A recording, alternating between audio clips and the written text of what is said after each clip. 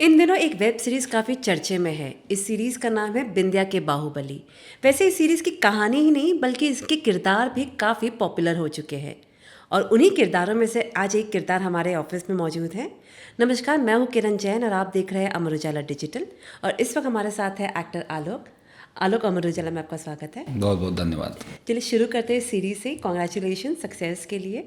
आलोक, वैसे सीरीज़ मिली कैसे आपको? ये 2021 की बात है।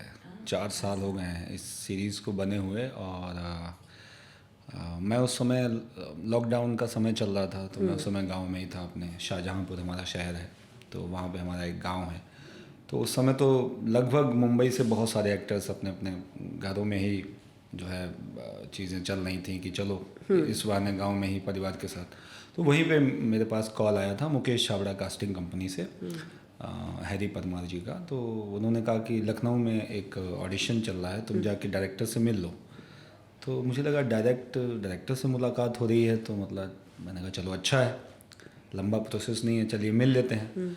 तो ऐसे फिर मेरी मुलाकात हुई राज अमित कुमार जी से, जो इसके डायरेक्टर हैं, और बहुत अच्छी मुलाकात रही। और वो एक ही बार उनका जो है ऑडिशन हुआ, वो प्रोसेस। और उसी मुलाकात में उन्होंने कहा कि मैं 2 कैरेक्टर के बारे में सोच रहा हूँ आलोक, तुमको करवाने की। तो फाइनली फिर भाई छोटी सी मुलाकात थी, उसके बाद मैं वापस आ गया। कॉल आ गया, आई थिंक 15 से 20 दिन के बाद कॉल आ गया था मेरे पास कि यू आर डूइंग बब्बल। तो मैंने कहा ठीक है। पहला रिएक्शन क्या था जब आप सौरभ शुक्ला, जी रणवीर शौरी जैसे एक्टर्स के साथ जब आप स्क्रीन शेयर करने वाले हो? एक अपने आप में गर्व महसूस होता है या नर्वसनेस होता है? नहीं, बहुत अच्छी बात कही आपने, क्योंकि जब मुझे ये किरदार मिला था तो मुझे नहीं पता था कि ये सारे लोग इतने लेजेंड, मतलब एक से एक सीनियर एक्टर्स आसपास होंगे। मुझे लगा कि कास्टिंग होगी, पता ही लग जाएगी, लेकिन ये कास्टिंग होगी। गोविंद नामदेव जी, सौरभ शुक्ला सर, रणवीर शौरी, सीमा विश्वास, एक से एक, मतलब शिवा चड्ढा, तनिष्ठा चटर्जी जी, है ना। तो इन लोगों के साथ काम करना अपने आप में एक, मतलब होता ना, मास्टर क्लास है एक्टिंग की आपकी। इनको देखते देखते आपने सीखा है अभिनय और सारी चीज़ें। तो मुझे तो पहले ये लगा कि शेरों के पिंजड़े में जो है किसी मेमने को डाल दिया गया है। और वो भी ऐसे सीन्स हैं उसमें कि मैं सौरभ शुक्ला सर को जवाब दे रहा हूँ, रणवीर शौरी का गला पकड़ रहा हूँ पूरा। तो सर का वो भरोसा था, शायद उनकी वो नज़र थी। मैं कहूँगा कि उन्होंने मुझ पे भरोसा जताया और इतना बड़ा मुझे मौका दिया, और वो चीज़ें अच्छी लगी लोगों को। तो बहुत ही बेहतरीन अनुभव रहा। और मैं बिल्कुल एक्साइटेड था बहुत, जब मुझे ये पता चला कि मेरे फादर का करेक्टर गोविंद सर कर रहे हैं। गोविंद नामदेव, कितना उनको हमने फिल्मों में देखा है, और सौरभ शुक्ला सर रहेंगे, तो वो वाकई में बहुत एक्साइटिंग कोई था। स्पेशल मेमोरी सेट से, चाहे वो सौरभ सर के साथ में हो या रणवीर के साथ में, या फिर जो आपके फादर प्ले कर रहे हैं? वैसे तो ऐसी कोई ख़ास मैं नहीं कहूँगा मेमोरीज़ हैं, लेकिन हाँ, एक होता ना सरप्राइज़, क्योंकि हमारी ज़्यादा बात नहीं होती थी, ना ही कोई वर्कशॉप हुई थी। तो एक ऐसे ही सीन में हम लोग अपना क्लाइमेक्स शूट कर रहे थे। तो मुझे नहीं पता था कि मेरे साथ को एक्टर कौन है। ओके।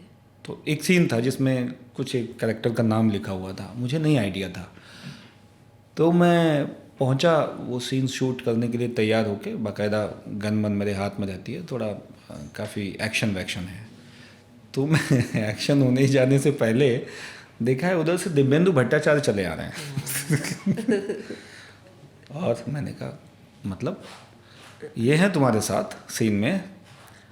सीधा भाई साहब क्लाइमेक्स में दिव्येंदु भट्टाचार्य के साथ हम लोग दोनों लोग मिलके एक्शन कर, मतलब पूरा फाइटिंग वाइटिंग है। तो वो होता ना कि जैसे कि कभी कभी आप बहुत कुछ सोचकर भी वो चीज़ सामने नहीं दिखा पाते हैं, और अचानक से जो होता ना एक ऑर्गेनिक, अच्छा हाँ ठीक है करते हैं, कुछ सोचा नहीं है। तो वो बहुत ही एक मोमेंट था, वो मैंने सर को भी बताया। तो सर कह रहे हाँ यही सरप्राइज़ मिलते रहेंगे तुम्हें। तो ये सरप्राइजेस हमको मिलते रहते थे। बाकी तो कोरोना का दौर था, उसमें तो सब बच के और सारी चीज़ों का ध्यान रखते हुए शूट कर रहे थे, तो फिर भी मौज मस्ती चलती रहती थी। सौरभ शुक्ला सर की इम्प्रोवाइज़ कर देते थे कभी भी वो कुछ भी, तो मज़ेदार। और रणवीर शौरी के साथ में? रणवीर शौरी सर के साथ हमारा मतलब आई थिंक 2 या 3 अभी तक उसमें हुए हैं क्या कहते हैं सीन्स, तो बहुत ज़्यादा उनका आमना सामना नहीं था और ना ही डायलॉग ऐसे थे। तो जितने थे, जैसे वो गले पकड़ने वाला था सीन एक उसमें, तो उसमें उन्होंने जब वो सीन हुआ तो मैं तो अपने किरदार में बैठा हुआ था, तो मुझसे सर ने कहा ही था कि अपने कैरेक्टर पे तुम अपना रहना, तुम टेंशन मत लो, जो जैसा होगा जो तुम्हें लगे वो कर। उन्होंने मुझे पूरी फ्रीडम दी हुई थी। तो उसमें वो जो फाइटिंग वाला सीन था, तो गाली वाली देता हूँ मैं और वो खड़े हो जाते हैं, तो मेरा पकड़ते हैं गला, मैं उनका पकड़ लेता हूँ। तो वो इतना इंटेंस था। बाद में जब कट हुआ वो मुझे देख रहे हैं, हाँ, मुझे लगा कौन है ये लड़का, कहाँ से आया, बड़ी गर्मी है, बड़ा एनर्जी है। मैंने कहा सर भूखे बैठे हैं सर, अभिनय मिलता है काम करने का, तो मतलब नहीं।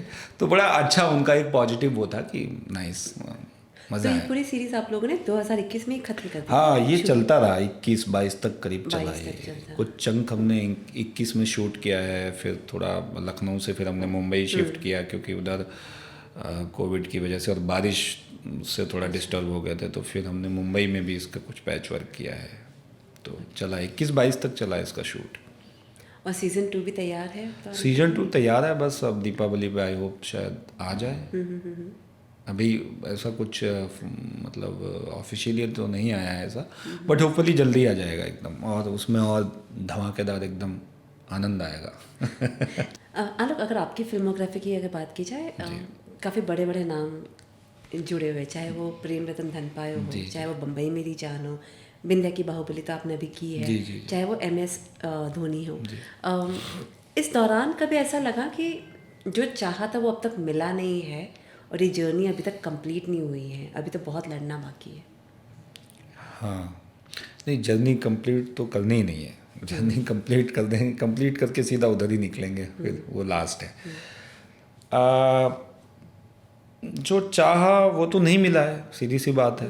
चल रही हैं चीज़ें अभी उतना, तो क्योंकि वो भूख, वो प्यास हमेशा बनी रहती है, तो फिर हम भागते रहते हैं। जब मिल जाएगा तो किसी दिन फिर मैं तो गांव चला जाऊंगा, अगर वैसा कुछ महसूस होगा, क्योंकि मेरा वही है कि भाई इस तरीके से चीज़ें हो जाएं, तो मैं तो चाहता हूँ कि मैं गांव से आना जाना करूँ और उतना काम कर लूँ, इतना सेटल हो जाऊँ कि मेरी इतनी सुनी जाए कि प्रोडक्शन वाले मुझे घर से बुला लें कॉल करके कि भाई ऐसा ऐसा है। तो जो चाहा, बिल्कुल बहुत सारी चीज़ें हुई, बातें हुई, कई बार ऐसी चीज़ें हुई कि बहुत अच्छी बातें हुई कि हाँ हम ये प्रोजेक्ट कर रहे हैं, लीड कैरेक्टर है, मुलाकातें हुई, सब कुछ हुआ, वो नहीं मिला। कई राउंड्स मतलब ऑडिशंस के हुए, बट मैं यही कहूँगा कि शायद मैं डेस्टिनी को बहुत मानता हूँ। कई बार ऐसा भी हुआ कि मैंने मना कर दिया 2 से 3 बार, और घुमा फिरा के मेरे पास कॉल आया और मैं वहाँ जाता हूँ, फिर वहाँ से मुझे 4 काम और मिलते हैं।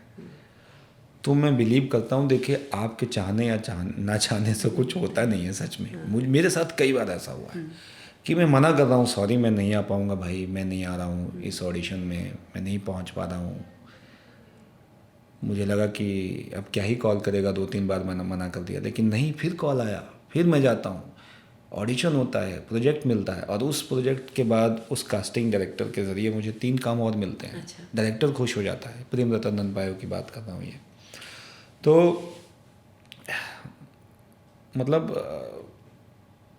किस्मत जो है ना, वो बहुत बड़ा गेम, कहते हैं ना, लकीरें जो हैं वो आपकी, वो बहुत मायने रखती हैं। जैसे कि आपने कहा अभी कि कई बार ऐसा होता था कि मेन लीड के लिए आपको जी, अप्रोच जी, किया हाँ, गया, हाँ, आपने पूरी मेहनत की, लेकिन फिर निराशा हाथ में आई जब नहीं मिल पाया। जी। ऐसा महसूस हुआ कि चीट हो रहा है, या ऐसा कौन सा एक किस्सा आपके साथ में ऐसा कुछ हुआ जो आप बता पाएँ, जब आपको लगा कि मेरे साथ धोखा हो गया, मुझे नहीं करना है? ऐसा तो कई बार ऐसे किस्से हुए होंगे। देखिए, चीट मैं नहीं कहूँगा, मैं कहूँगा कि हाँ, एक उम्मीद बंधा के बातें, या तो आप बातें मत करो ऐसे ही कि वी आर डूइंग फन ऐसा ऐसा, तो वो कई बार हुआ है, उसमें कोई दिक्कत नहीं है। दोपहर को कॉल आया कि ऐसा ऐसा है, और शाम को फिर कुछ और हो गया। चीज़ें बदल गई। तो ये तो खैर मुंबई का ढर्रा है, यहाँ पे कुछ भी हो सकता है, हम भी किसी और की जगह पे जा सकते हैं। कई बार ऐसा होता है कि बेटर ऑप्शन मिल जाता है, तो उसकी जगह पे वैसा हो जाता है, तो चीज़ें बदल जाती हैं, उसमें वो नहीं है। और फ्रॉड के लिए मैं कहूँगा कि एक बार चीट या फ्रॉड जो भी आप कह रहे हो, एक बार ऐसे भी फंसे हैं कि नए नए 2016 में मैं जब MS Dhoni the untold story के बाद चीज़ें बन रही थी, लोग जान रहे थे, तो मेरे पास फेसबुक से एक ऐसे ही फेक प्रोड्यूसर भी जुड़ा था, वो स्क्रिप्ट भी लेकर आया और उसने ये हुआ कि मैं आपका साइनिंग अमाउंट आपको दे दूँगा आके, और आप मेरा फ़्लाइट का टिकट करा दीजिए। तो बहुत कुछ तो उसने और पहले भी कहा, तो मुझे समझ नहीं है, मैं नया नया था, ये सब चीज़ें मुझे नहीं पता था कि ये सब चलता है। वो एक किस्सा हुआ था, तो उसने बहुत दिन ऐसा जाल बिछाया, बहुत दिन फॉलो किया मेरे फेसबुक को, कहाँ कहाँ क्या क्या है और काम किया है। तो मैं कई बार कहे कि मुझे ये आईडी भेज दो, आधार कार्ड भेज दो, इस होटल आ जाओ, तो मैं भी थोड़ा अपने मैं गांव से आया हूँ जहाँ से सीधे साधे हम लोग हैं, भैया हम कहते हैं देखो सीधा हम होटल ऐसे डायरेक्ट कहीं नहीं आएंगे, आप यहाँ आइए कहीं, है ना, कहीं रेस्टोरेंट में कहीं मिलते हैं, आराम से चाय वाय पीते हैं, बताइएगा। तो वो फॉलो करता रहा, उसे लगा ये कुछ नहीं मानेगा, चलो इससे टिकट कराते हैं, कहते हैं साइनिंग अमाउंट देंगे। तो वो बड़ा फनी किस्सा है। आपने करवाई टिकट पे? हाँ, मतलब मैंने नहीं कराई, जो मेरा दोस्त था जिससे मैं अपना आना जाना कराता था, तो सर मतलब उसने जो है बिजनेस क्लास कराया, गुजरात से आया वो, अहमदाबाद से शायद, और उसने बिजनेस क्लास में टिकट कराई। मैं उस समय तक नहीं गया था। उस 30 से 35 हज़ार रुपये की वो टिकट हुई उसकी। और अच्छा, मैंने भी उसका चेक किया प्रोफाइल, तो फोटोग्राफ्स पड़े हुए थे, वैनिटी के बाहर कहीं खड़ा हुआ है, कहीं इधर उधर घूम रहा है, तो मैंने कहा सही तो लग रहा है, और एक्टर्स के साथ फ़ोटो भी डाले हुए थे। फिर वो अचानक से एक दिन आता है, तो एक बार तो मिल के आया, चाय वाय पी के चला गया मेरे साथ। हाँ, मुंबई आया। दूसरी मुलाकात में आया तो फिर वो एक बंदे को साथ लाया और स्क्रिप्ट लाया, और कुछ 2.5 लाख का चेक मुझे साइनिंग अमाउंट दिया जब मैंने टिकट कराई थी। पहली बार तो अपने आप आ गया था। ठीक है। जब मैंने वो 2.5 लाख का उसका देखा, उसने जब बताया मुझे, मैंने कहा जब साइनिंग अमाउंट देने आ रहा है तो टिकट करा देते हैं, पैसा दे देगा। उसने कहा मेरा जो एजेंट था उसका कुछ प्रॉब्लम हो गया है, और मुझे इतना अकल नहीं आया कि आजकल तो ऑनलाइन हर आदमी कर लेता है, तो हम हैप्पीनेस में थे कि कुछ काम आ रहा है, चलो 20-25 लाख का बता रहा था बजट। हमने कहा लाइफ सेट हो जाएगी, बढ़िया घर वर ले लेंगे छोटा सा। तो वो आया और उसने बढ़िया मुझे चेक दिया, और टिकट के लिए अलग से मुझे 50,000 का उस जो मेरा एजेंट था उसके लिए दिया। मैंने कहा सही है, तो ओके। लेकिन क्लाइमैक्स कहाँ पे होता है, वो चला जाता है अगले दिन जब बैंक जाते हैं हम वो चेक लेके। मैनेजर मुझे बोलते हैं कि ये 10 साल पुराना चेक है। और वो अपना टिकट वाला लड़का मुझे कॉल कर रहा है उधर से, 26/11 वाला सीन नहीं है जो मनोज वाजपेयी सर की जो फिल्म है स्पेशल 26, ऐसे मेरे तरफ घूम रहा है, अरे आलोक ये क्या किया।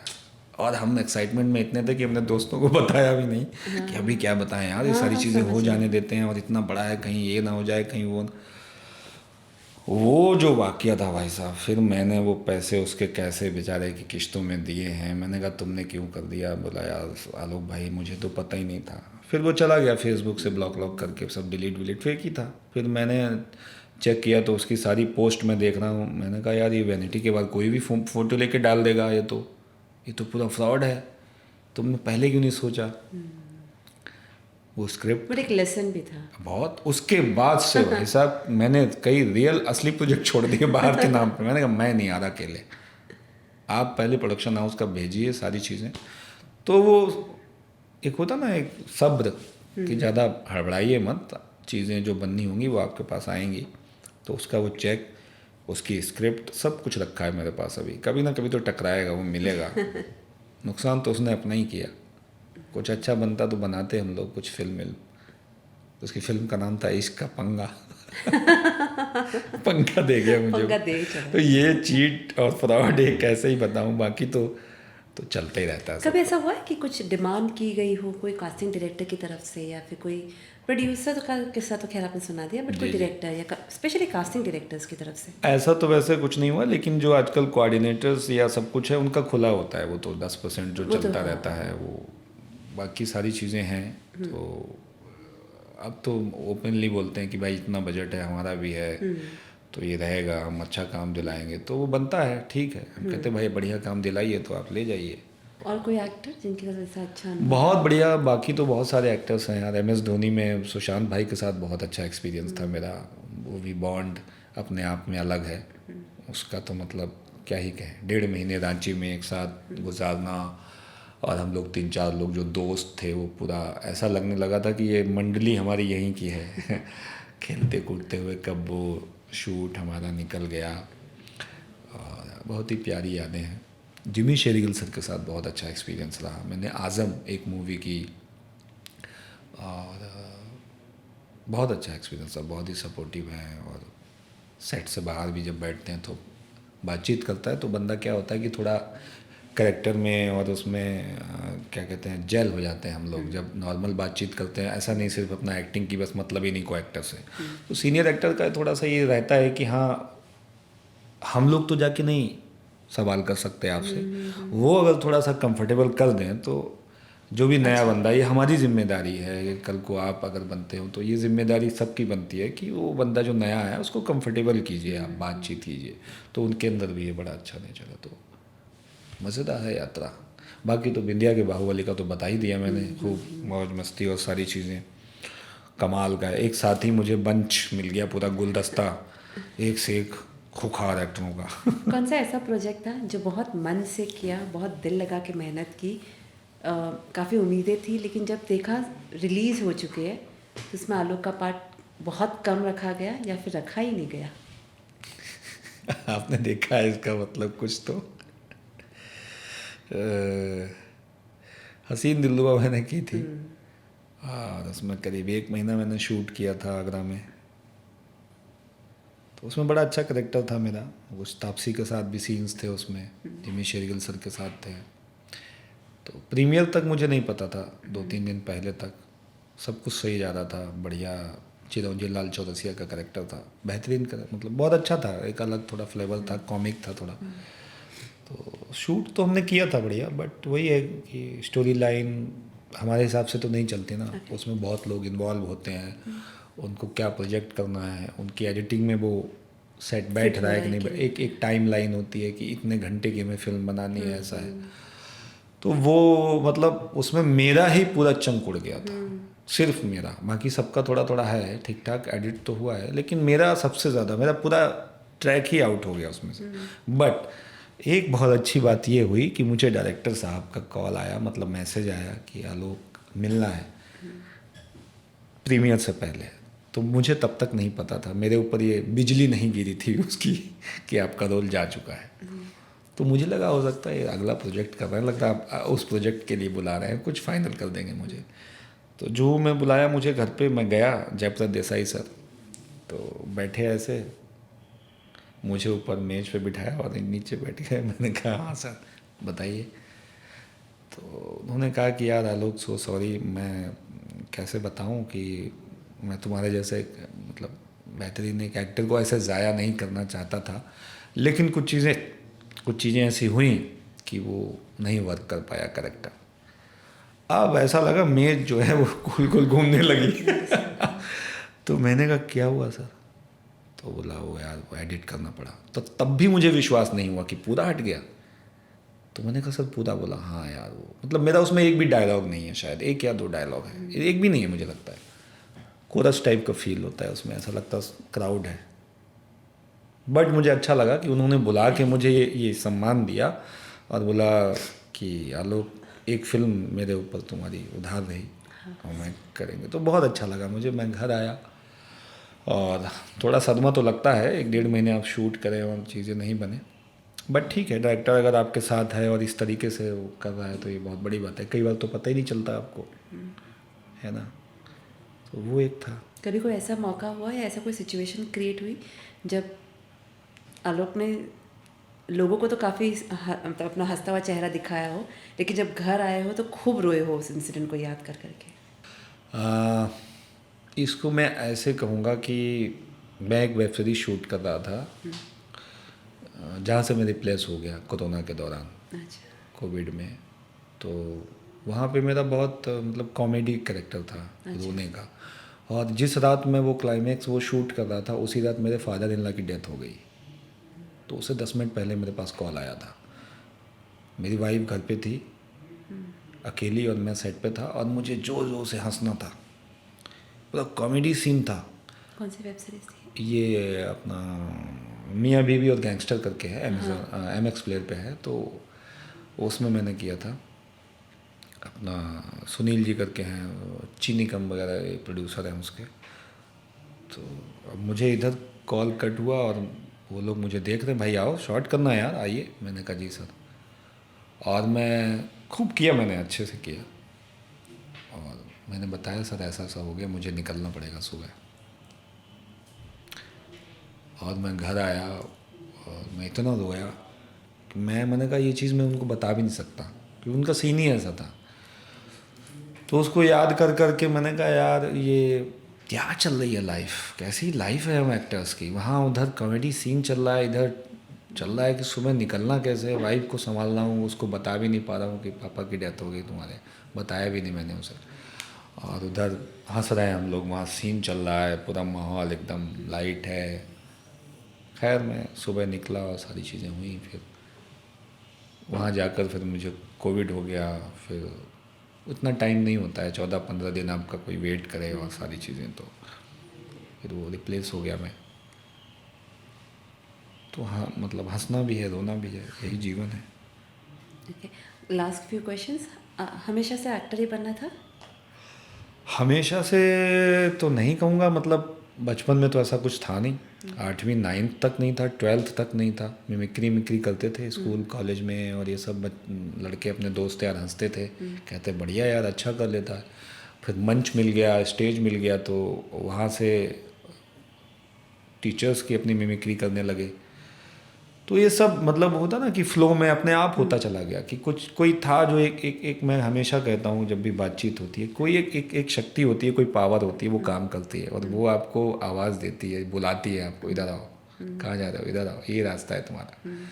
तो मैं उसको बिलीव करता हूँ। मैंने तो शाहजहाँपुर में हमारे यहाँ रंगमंच बढ़िया होता है, राजपाल यादव जी हमारे काफ़ी सीनियर्स हैं, और भी बहुत सारे भारतेंदु नाट्य अकेडमी के बहुत सारे, जो मेरा ड्रामा स्कूल है वो वहाँ के पास आउट है। तो वो सारी चीज़ें सराउंडिंग में थी।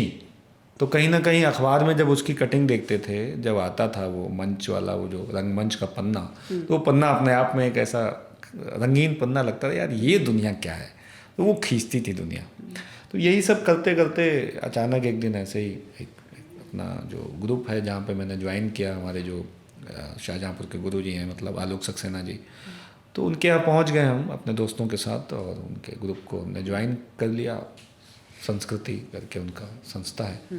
थोड़े दिन तो आना जाना ऐसे ही लगा रहा है, फिर बाद में पता लगा यहाँ कुछ ऐसा मज़ा नहीं मिलने वाला है, आपको लग रहा है कि आते ही काम मिल जाएगा। 1-2 लाइन पकड़ के, डंडा पकड़ के खड़े हो गए, खड़े हो जाओ, पीछे रिहर्सल चल रही है 2-2 घंटे, 3-3 घंटे, फिर छोड़ दिया, फिर गाँव भाग गए। तो ये चलता रहा धीरे धीरे ऐसे ही। फिर रंगमंच में आए तो फिर उसके बाद कंटिन्यू करना शुरू किया कि नहीं करना है, चैन ना पड़े। शाम को जैसे ही 7 बजे 6 बजे तो मैं नहीं यार जाना है रिहर्सल में, जाना है। तो ऐसे धीरे धीरे अपना थिएटर में, उसके बाद फिर भारतेंदु नाट्य अकेडमी में अप्लाई किया, सोचा कि उन्हें इसकी ट्रेनिंग ली जाए। तब तक भी नहीं पता था कि क्या होगा क्या नहीं। लेकिन जब BNA गए उसके बाद फिर वहाँ से कई सारे लोग आए, नसीर सर आए, वहाँ से आदिल हुसैन सर से मुलाकात हुई, और काफ़ी सीनियर अनुपम श्याम ओझा जी और विजय राज सर आए, वहाँ पे कई लोग, पीयूष मिश्रा सर आए, इन सब से मुलाकात हुई। तो कहीं ना लगा कि यार हाँ यार इसको आप आगे भी बढ़ा सकते हो, चीज़ों को इतना भी मुश्किल नहीं है। तो फिर यही सब सीखते सीखते, ट्रेनिंग लेते लेते बम्बई आ गए 2012 में। जर्नी शुरू हो गई। जर्नी शुरू हो गई। और कभी इस जर्नी में कभी ऐसा हुआ कि बिल्कुल भी अकाउंट में पैसे नहीं बचे, अब क्या किया जाए? हाँ कई बार होता है वो, तो मतलब चलता रहता है। घर से फ़ोन आता है, और कैसा है, बढ़िया है, सब अच्छा चल रहा है, बस बात चल रही, होने वाला है, हो जाएगा, कुछ बड़ा मिल जाएगा। तो कई बार मतलब झुंझलाहट तो देखिए होती है, उसमें सच्चाई है, उसमें आप उसको मना नहीं कर सकते, है ना। लेकिन कहीं ना कहीं मुझे वही लगता है कि जब भी ऐसा होता है, मेरे साथ कितनी बार हुआ है कि कुछ नहीं पता था कि अगले अब हफ्ते क्या होगा, मैं कहाँ से क्या करूँगा, क्या रेंट दूंगा, कैसे घर चलाऊँगा, और अचानक से एक कॉल आता है और पहली ही मुलाकात में वो बंदा मुझे साइनिंग अमाउंट दे के जाता है। तो मैं बिलीव करता हूँ कि आप अगर आंखें बंद करके सच्चे मन से कहें कि यार जिसको भी आप मानते हो कि देख लो भाई अब, तो मैं छोड़ देता हूँ उनके ऊपर, और चीज़ें हो जाती हैं, सच में होती हैं। कितनी बार हुआ है। तो पार्ट ऑफ लाइफ, चलता रहता है, यही जीवन है। इंडस्ट्री में ऐसा कौन सा बंदा या बंदी कह सकते हैं जिन्होंने बुरे वक्त में आपका हमेशा साथ दिया हो? यार विजय वर्मा अपने हुड़दंग के जो को एक्टर है मेरे, जब मेरे पापा बीमार थे वो एक स्टार था जिसने मेरे से बात की और मुझे फाइनेंशियली बड़ा सपोर्ट किया। मैंने आज तक ये बात बोली नहीं है, और वो जब भी उनसे बात होती है तो वो हंस के टाल देते हैं, जब भी उसका जिक्र भी नहीं करते हैं वो। तो मैं कहता भी भाई पैसे देने हैं मुझे, ये वो क्या पागल है क्या, पापा चले गए उधर और ये वो बहुत ही मतलब उस चीज़ लेते नहीं, मस्ती मजाक में ही टाल देते हैं और ये वो। और उन्होंने बहुत मेरी हेल्प की और वो टच में थे और पूछते रहते थे। वो मतलब अलग ही है उस फिल्म से। और उसके बाद हमारा ऐसा कुछ मिलना जुलना भी नहीं हुआ, और रैंडम अचानक से मेरी बात चल रही थी कि यार ऐसा ऐसा चल रहा है और मेरे कुछ पैसे अटके हुए हैं, आए नहीं हैं। तो सीधा बोला क्या हुआ, तो मैंने पापा का बताया कैंसर हो गया यार, कीमो वीमो चल रही है और समझ नहीं आ रहा क्या करूं, और मैं गांव में हूं, कोविड चल रहा था, सब कुछ बुरा, मतलब अजीब सा समय था। ठीक है यही नंबर देते थे जीप पे। मैंने कहा क्या, कुछ नहीं, खट से एक मैसेज आता, कुछ नहीं, कोई बातचीत नहीं, बस ध्यान रख अपना और पापा का ध्यान रख, देख कुछ और दिक्कत हो तो बता। तो मैंने कहा यार होता ना कई बार कहना नहीं पड़ता है और वो चीज़ें। तो विजय भाई का हमेशा मैसेज और हमारी बातचीत होती रहती है, तो वो हमेशा बहुत मतलब बूस्ट करते हैं हमेशा कि लगे रहो लोग, चीज़ें होंगी और ये वो। इंस्टा पे हमारी बात होती रहती जब तक। चलिए चलते चलते और कोई प्रोजेक्ट जो आप कर रहे हो और आप बात कर सकते हो इस बारे में? अभी सीजन 2 इसका आने वाला है अपना बिंदिया के बाहुबली का, उसमें और मज़ेदार जो है आपको देखने को मिलेगी, काफ़ी सारी कहानियाँ और कुछ काफ़ी चेंजेस होने वाले हैं इस बार? चेंजेस तो कुछ नहीं है, सारी कास्ट वही है, सब कुछ वही है, प्लॉट ऑलरेडी बना हुआ है, हमने बीच में उसको छोड़ा है और उसके आगे कहानी बढ़ेगी। कहानी हम लेके आगे और बढ़ेंगे, और क्लाइमेक्स और ख़तरनाक है, बहुत सारी चीज़ें हैं, एक्शंस हैं, गाने हैं, सब कुछ है। तो ये है। और बाकी मैंने नीरज पांडे सर के साथ एक फ़िल्म की है, मनोज बाजपेयी सर लीड में है, उसमें एक कैमियो है मेरा, लुटियंस करके, नीरज सर ने किया है, उसको प्रोड्यूस किया है नीरज सर ने। और रितेश शाह सर जो हैं अपना, उन्होंने डायरेक्ट किया है, जो बाटला हाउस के राइटर हैं। तो उसमें एक कैमियो है मेरा।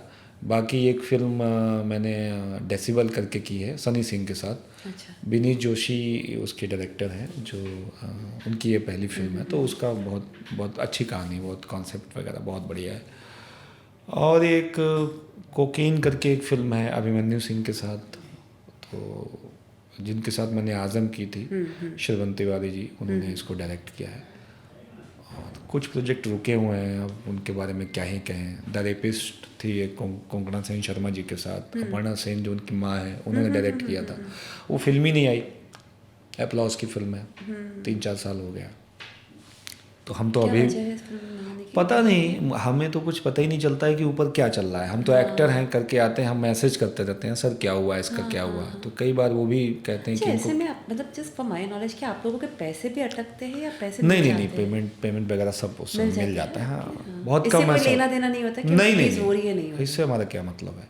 डबिंग हो गई, सारी चीज़ें हो गई, डन हो गया। उसका तो प्रीमियर भी हो गया था ना बुसान वगैरह में, और कोलकाता में, मुंबई में, मामी में भी हुआ है, कई लोगों ने देखा है, बहुत सराहा भी है।